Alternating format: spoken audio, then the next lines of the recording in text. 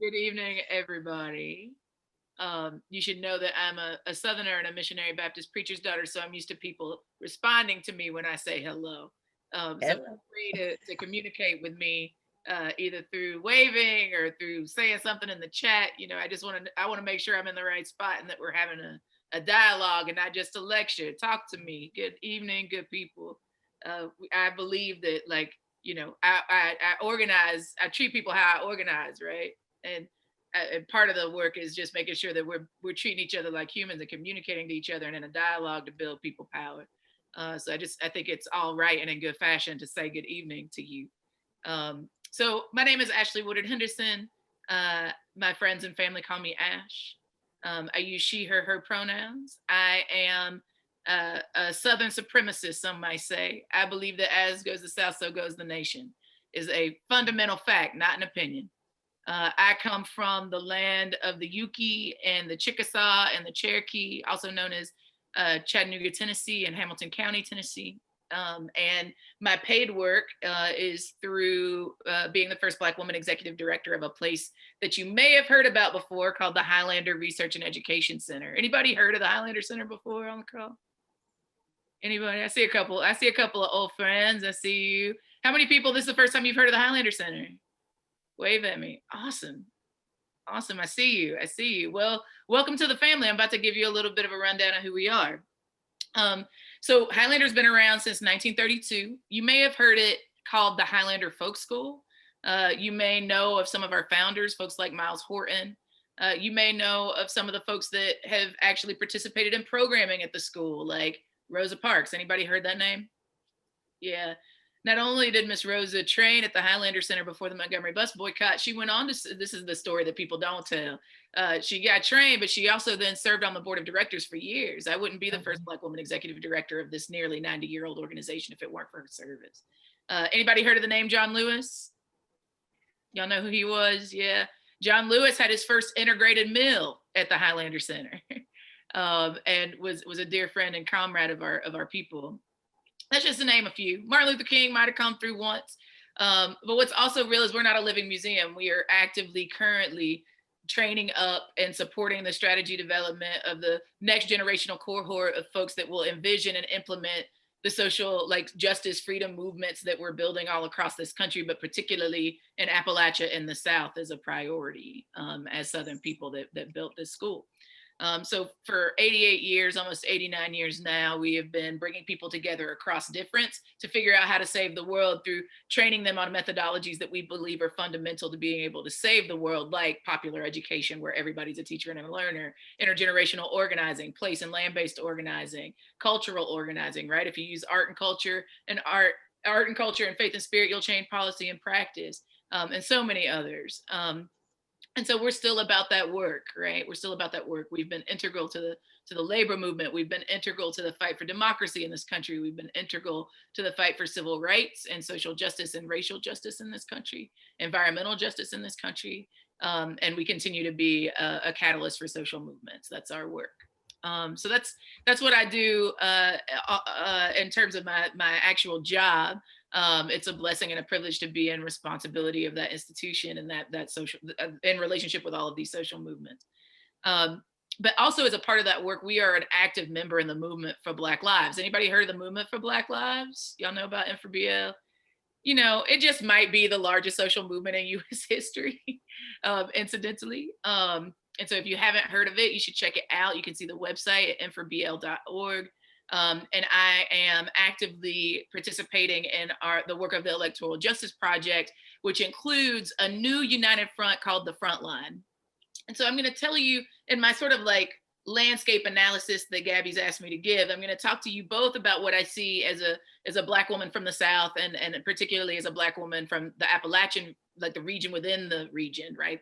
Appalachia is a region within a region. And the South, which is the largest geographic region in the United States, it also happens to be where the highest concentration of Black people live, right?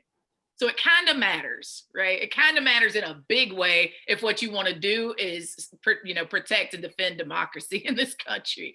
It's definitely going to be critical if you have any sort of racial equity lens in regards to your work, right? So I'm going to talk a little bit about what I see just as a human from those places that's been organizing in this region for decades. But I'm also going to talk a little bit about some of the priorities of the front line, which again is like this United Front project that's been built by the Movement for Black Lives Electoral Justice Project and the Working Families Party to be able to respond not only to the needs of our people right now, but also to be projecting what's coming after November 3rd. How many people are losing sleep at night because you're like, man, I really want people to get out and vote? And I'm anxious. I'm tired. I'm overwhelmed, but I'm doing everything in my power to get the vote out. Is that you? I see you, man. That's me too.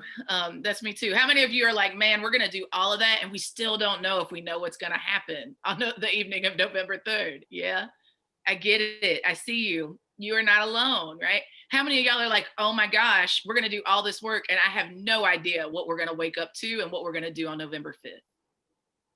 Yeah, same. But guess what? There's some really smart people that are thinking about it. So I'm going to talk to you a little bit about that too. So I want you to know where I'm driving this train on the front end. That's where we're going. So I promise I might say some things that are going to make you like feel really anxious because you're probably already really anxious. I'm going to confirm some of those things, but then I promise that when I leave you, I will leave you on an upbeat. Okay. You can hold me accountable to it. So if I get at the end and you still are like, oh, Ashley, you didn't make me more hopeful, just remind me and I promise I'll stick the landing. Okay. Promise you'll hold me accountable to that? Great. Yes, ma'am. Cool. So let's go. So what we know is that Black people and Latinx people are not a monolith. Shocking, right? That there are people in these communities that aren't necessarily trying to vote. And there are people that are in these communities that are being manipulated by the right wing because quite frankly, the Democratic Party has conceded them to them, right? So I think what we're learning is that there's still like a lot of political education to do across communities with poor white folks, with Black folks, with brown folks, with indigenous folks, with API folks and other folks of color, with working class people, right? There's all sorts of political education that is necessary and it's not unique to any one community, right? So that's a lot of work, right? But let me tell you what some of us have done is we've said, okay, let's build infrastructure to make sure that political education actually happens. And if we don't see it happening in our communities, let's make sure we're reaching out to make sure that infrastructure gets built. So some of the things that we did was build something called Black Men Build. Has anybody heard of Black Men Build on the call? Oh my gosh, check them out. Check out their website. Check out their newsletter that just the most recent edition just dropped today. The newsletter is called Wartime. And it's essentially a community of Black men from all over the country who've come together to not only do political education with other Black men across the country about the importance of this particular election, but they're also putting these Black men to work to make sure that the folks that are going to vote actually feel protected and safe because they're there. Right? So they're working with Black women and Black gender nonconforming people all across the country to stand up and say, you know what, we also want to do our due diligence to not only make sure that we're de-escalating these spaces and making sure that folks have what they need, but we also want to bring some joy and culture to the space as well. And so they're partnering with the Movement for Black Lives, they're partnering with the NAACP, they're partnering with a lot of folks to make sure that we're protecting the vote. And then I want to talk to you a little bit about some of the stuff that I'm hearing, even some of the stuff, to be honest, that I saw in the chat. Right. So I know folks are like, raise your hand, wave at me if you feel excited about how many people you've seen standing in lines and going to vote in the early vote. Oh, yeah. Oh, yeah. A bunch of us. Right. OK, raise your hand if you're like, oh, wow, I didn't expect this many people to be going to do early vote in the South. Wave at me. And wave at me if you feel like that could be a dangerous thing that Southern people are actually going and participating in the early vote. It's OK. You can tell the truth. It's a safe space. Right. Now wave at me if you believe that it's a dangerous thing and you're not from the South. Okay. Y'all can tell the truth. It's okay. It's a safe space. Right. And I imagine that you think those things, not necessarily because you're like a bad person. That's not what I believe. What I believe is that you probably have been told a whole lot of really stupid stories about what the South is and isn't. Right. So let me tell you a few things about what I know about the South. The South is the first place that, like, the first abolitionist newspaper was written in the South and published in the South, right? The labor movement wouldn't exist if it wasn't for the Southern Freedom Movement. You wouldn't have the Voting Rights Act and the Civil Rights Act had it not been for the South, right? So let me just tell you about the long legacy of resistance. Southern Black people are the most votingist people in the world, right? and Southern Black women in particular have been saving democracy every election cycle, right? So I want to give you some of the other side of the coin here, right? That if you want to talk about Appalachia, a lot of people call it Trump country. I want to just note that, like, where's Trump from? Queens, right? Where was Reagan from? California. California. Who did we give you? Jimmy Carter, right? So I just want to give you some context about like the stories that get told about a region and how we internalize them, and then tell whole narratives about stuff about this region, right? That actually has been on the front leading edge of revolutionary change and radical change for democracy in this country. I just want to be clear about that, right? So in that context, what I want to share is that, guess what? People didn't wait until 2020 to start getting ahead of what we knew everyone else would say about the region. That we didn't come out enough, that we didn't build the infrastructure, that we didn't do everything in our power to make sure that we did our due diligence and just concede us to the right? So I want to talk about some of these places where you've seen the numbers blow up, right? I want to tell you about how in North Carolina Blueprint has been building one of the most intelligent and effective strategies around electoral justice that I've ever seen in my whole life. And I know I'm young, I'm 35, but that's a long time of a lot of losing elections, right? So let me tell you about how they were smart and paid attention to the fact that early voting, people in North Carolina can vote anywhere in the district. They don't just have to go to their precinct, right? And that's true for a lot of our states, particularly in the South. And so what they did was say, if we know that COVID-19 is real and scary, it's going to keep some of our folks from going out and going to keep some of our folks from being able to work the polls, because typically folks that work the polls tend to be older. They trend to older, right? And we know that there's a threat of white supremacist violence and intimidation tactics that might also keep people from voting.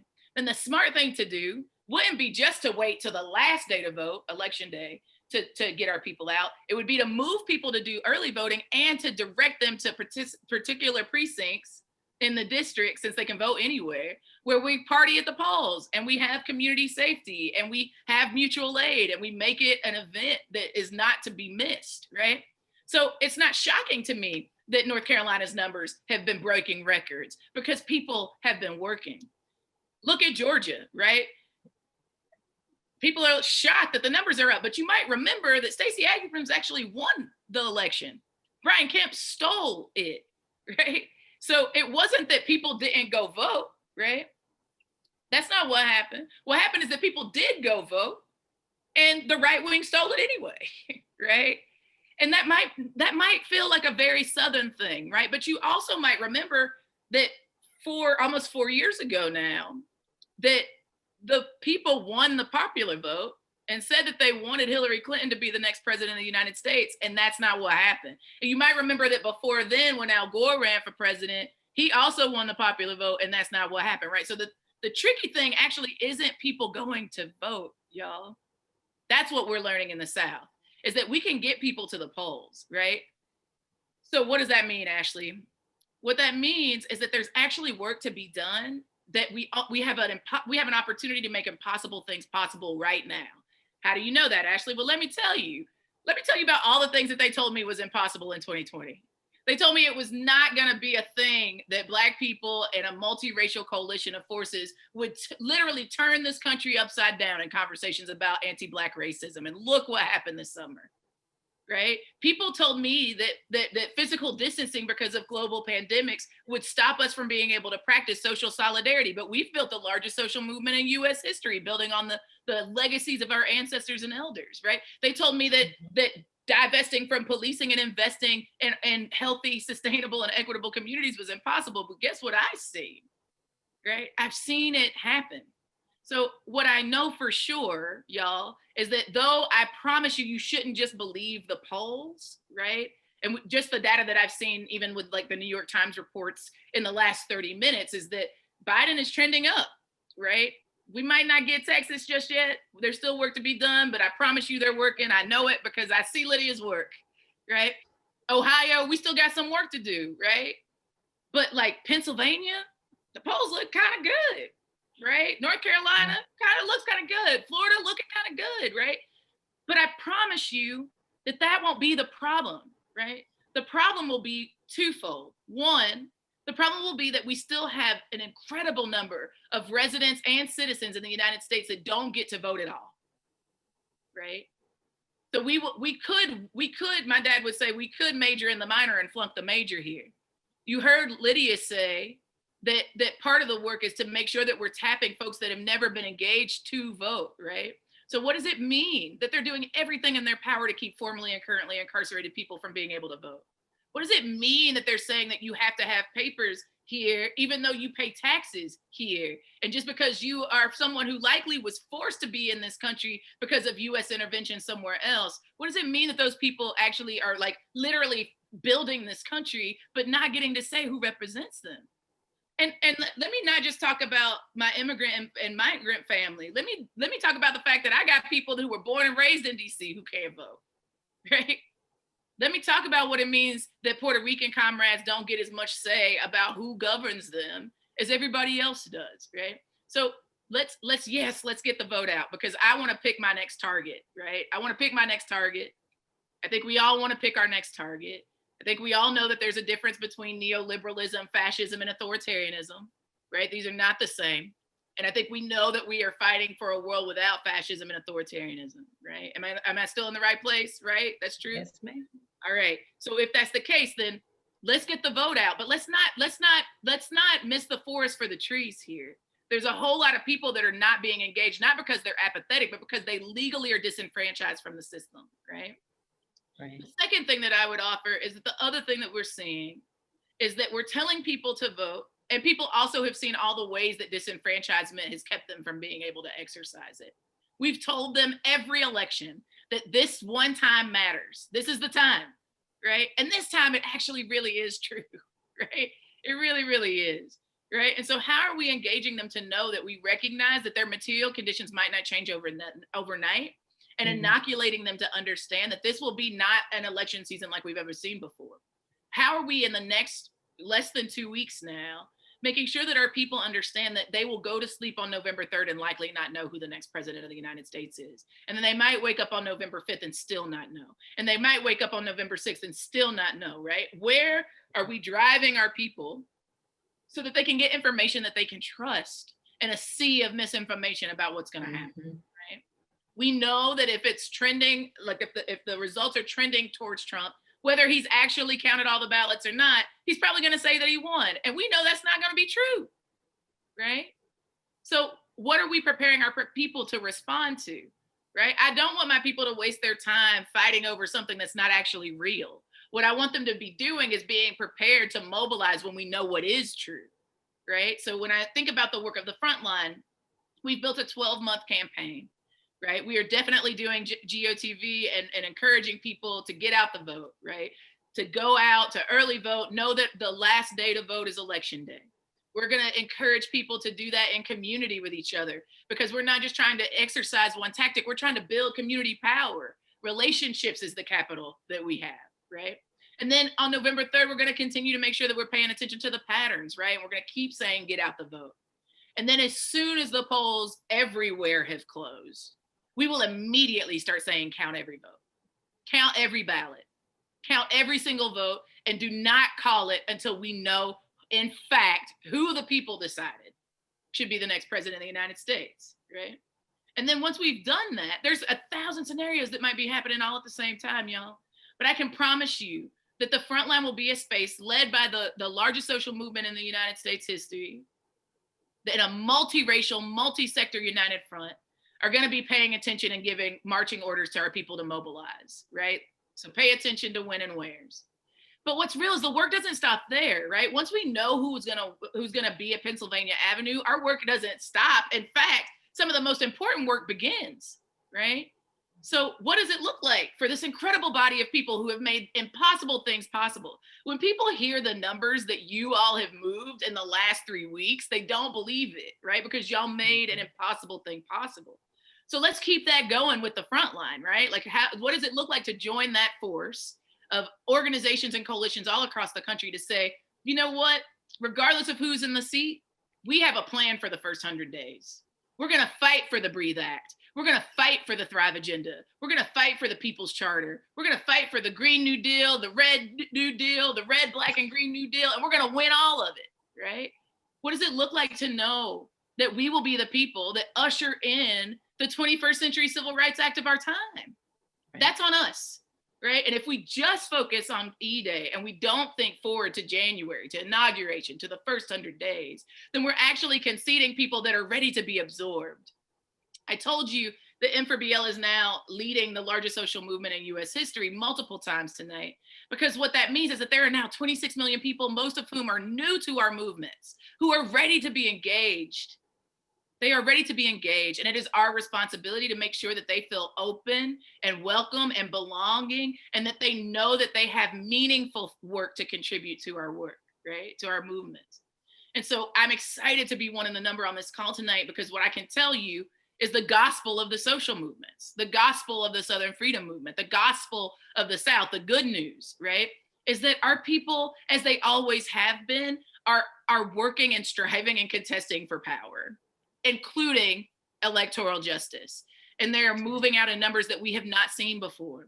And that doesn't mean that white supremacists and the right wing are not also contesting for power, right? The story of the South isn't that like these poor Southern people are just really pitiful and they're trying so hard, but these white people in the right wing are just beating them up so bad, and they just, they have so much power and there's just nothing these social movements can do. The story is actually that we are building the largest social movement in US history. You don't get the largest social movement in US history and not have the South. And that's why you've seen the numbers be so high. I think the work that we have to be committed to is making sure that those numbers count, y'all, that every single person that goes to vote not only recognizes, especially with mail-in ballots, that their work isn't just to drop off the ballot. It's their job to make sure it's perfect. And it's their job to make sure it's tracked. And it's their job to make sure that it makes it to the final number, right? So I'm going to say this and then I'm going to stop. For those of you that have been prioritizing talking to people in your communities, your neighborhoods, your churches, your mosques, your synagogues, the club that you go to, whatever it is, your family, your friends, and you're doing the mail-in ballot thing, that's awesome. Thank you so much for your service and thank you so much for your vote. But what's real is the job isn't over once you put it in the box, right? We need to make sure that we are informing our people to track every ballot that they put in the box and to fix everyone that the state or the Board of Elections and whoever it is where you are says needs to be cured, right? So I saw some folks asking about curing in the chat. I think that's an absolutely important and fundamental question that we need to be answering and telling our people about right now, right? Right now, before we get to where everything's going to be chaotic, right? Unless we win it outright, right? And then the last thing that I would say is for our folks that go to vote and are misinformed that they have to vote on provisional ballots, which we know will be a tool of voter suppression all over the country, right? They'll go, and because they're wearing a t-shirt, they'll be turned away. All of the things that we know will happen. We need to make sure that our folks, especially they're gonna be poll watching or poll working, know to be intentional about pushing as hard as we can to make sure that as many of those folks that are being pushed to provisional ballots actually get to vote outright. And then for those provisional ballots to also be counted, right? Those are some of the big things that I would add to what my comrade Lydia has already so eloquently said. But I promised you I'd land with some good news, right? And I've already told you a lot of good news. You should have been shouting already if this was a sermon. But let me give you one last thing. What I can tell you for certain, if the numbers isn't the thing that got you excited, if the polls are the thing that gets you excited because you've lived through one too many elections to be fooled by that, then what I can tell you is that I believe, can I just be honest with you? Can I be honest? Yes. I actually think we could win this thing outright, y'all. And you know why I believe that? I believe that because I believe this election to be a referendum. And I believe 2020 to be a year of reckoning. I believe we could win this thing outright because when we held the Black National Convention, the first since 1972, over 500,000 people engaged, right? Because of the numbers that y'all are seeing, because of the work that grassroots communities have been planning and national organizations have been supporting all over the country, I truly believe our people, I trust the people. I trust people to know that enough is enough. And I trust people to know that when our ancestors and elders said by any means necessary, they meant by all the means up to and including the vote.